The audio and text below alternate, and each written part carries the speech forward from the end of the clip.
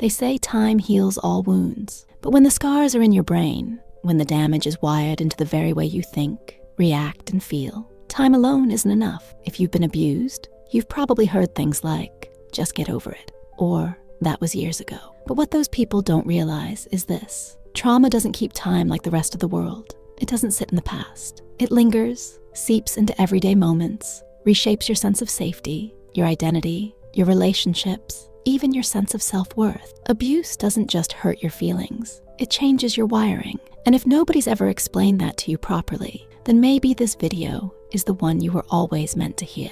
Let's talk about what abuse actually does to your brain. Stage 1, the brain under threat. When abuse happens, whether it's physical, emotional, verbal, or even subtle manipulation, your brain kicks into survival mode. At the center of this response is the amygdala, the part of your brain designed to scan for danger. It's your alarm system, and during abuse, that alarm starts ringing constantly. But here's the catch. Your brain doesn't always know when the danger has stopped. So even after the abuse ends, the alarm doesn't. You stay in that heightened state, jumpy, anxious, reactive, as if you're still in the middle of it. You start flinching at harmless comments. You feel your heart race when someone raises their voice, even slightly. You interpret neutral expressions as threatening. It's not because you're dramatic.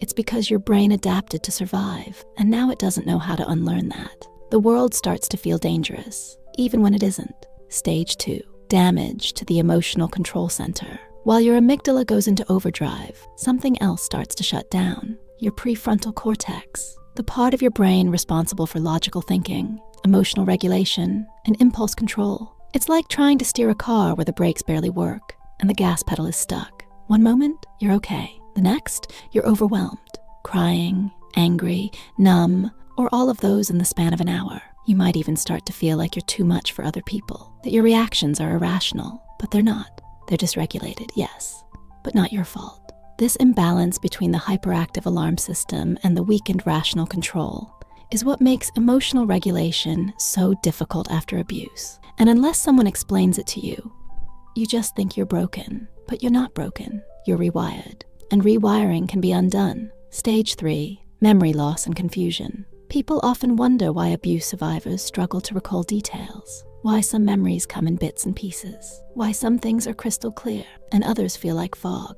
That's the hippocampus at play, the part of the brain responsible for memory and learning. Chronic stress and trauma can shrink it, making it harder to store and retrieve memories properly. That's why some victims go blank during conversations about the abuse, why they remember certain moments vividly, but draw blanks on others. It's not because they're lying or being dramatic. Your brain, in its own way, was trying to protect you. Sometimes it blurs the edges of trauma to help you survive. Other times, it throws the whole event into a vault and slams the door shut. But trauma stored in the body always finds a way to leak out through triggers, flashbacks, panic attacks, or emotional shutdowns. So if you've ever questioned your own memory, doubted your experience, or been told you're just imagining things, no, you're not. Your brain remembers what it can afford to remember, and that's survival, not weakness. Stage 4, emotional numbing and disconnection. Over time, your brain might get tired of being scared all the time, so it pulls another lever, emotional blunting. You stop feeling much of anything,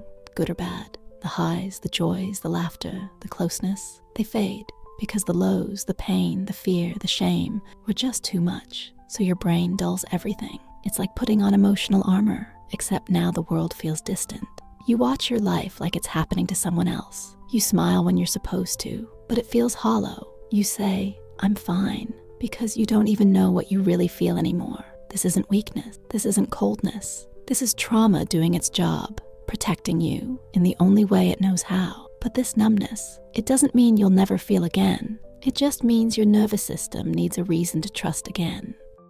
Stage 5, impulsivity and coping through chaos. When your brain is stuck in survival mode, calm starts to feel foreign, even dangerous. That's why so many survivors end up in risky situations, self-harming, binge drinking, picking toxic partners, sabotaging opportunities. It's not because they don't care. It's because chaos feels familiar, predictable even. Sometimes pain feels safer than peace. When your brain is rewired by trauma, it can mistake adrenaline for love. It can confuse neglect with normalcy. It can chase intensity over intimacy. because intimacy feels too vulnerable. And when your decision-making center, the prefrontal cortex, is weakened, you're left making choices that make things worse, just to escape how you feel. But underneath it all, you're not broken. You're coping. In the worst ways, maybe, but it's still your brain trying to survive. Stage 6, the path to healing. Here's what the world rarely tells you. Your brain can heal. It's called neuroplasticity, the ability for your brain to rewire, grow, and reshape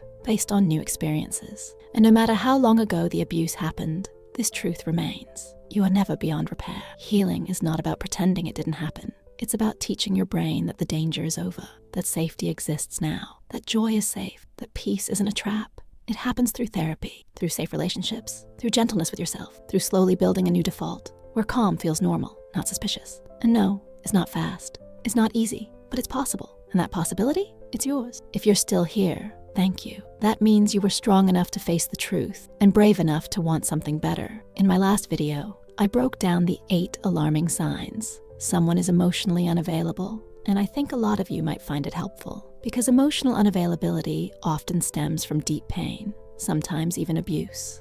So if this video resonated with you, give that one a watch next. They really go hand in hand. Before you go, let me ask you something. What part of this video hit you the hardest? Was it the memory loss, the emotional numbness, the overreactions you can't explain? Drop it in the comments below. Let's talk about it. Let's create a space where people don't have to carry this alone. And if you found this video helpful in even the smallest way, please take a second to like the video. It helps more people find it. And subscribe so you don't miss the next one. Your brain might have been rewired by trauma, but your future, that's still yours to shape.